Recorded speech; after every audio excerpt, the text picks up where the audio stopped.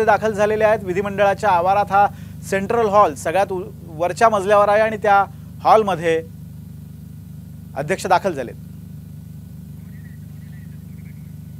राहुल नार्वेकर आता काही वेळातच निकालाच्या वाचनाला सुरुवात करतायत। ते सुरुवातीला या सगळ्या प्रकरणाची पार्श्वभूमी समजावून सांगतायत आणि त्यानंतर ते निकाल वाचनाला सुरुवात करतील। ही ताजी दृश्य आपण पाहतोय सेंट्रल हॉल मधनं।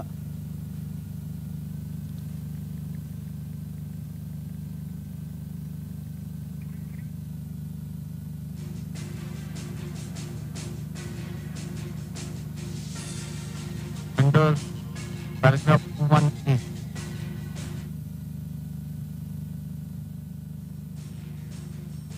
वाचनाला सुरुवात केलेली आहे आणि काही वेळातच निकाल वाचना दरम्यान नेमके काय मुद्दे ते वाचून दाखवतायत, काय निकाल या सगळ्या प्रकरणाचा येतो याकडे सगळ्यांचं लक्ष लागलंय।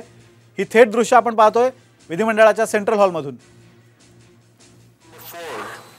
Consists of petition number 19, again filed by legislator belonging to the UBT faction under 21B, challenging the defiance of whip with regards to the speaker's election. Group number 6 consists of petition number 21, again filed by legislator belonging to the UBT faction under 21B, with regards to defiance of whip for the confidence motion. Group number 5 consists of petition number 22 to 24, which has been filed by legislator belonging to the Shinde faction under 21A and 21B. Group 2 consists of petition number 17, which has been filed against certain independents and members belonging to other parties under 2 subclause 2. So we shall, before I proceed with the judgment, pronouncement of the order, I would like to express my sincere gratitude towards the Honorable Supreme Court of India, which has provided an extremely guiding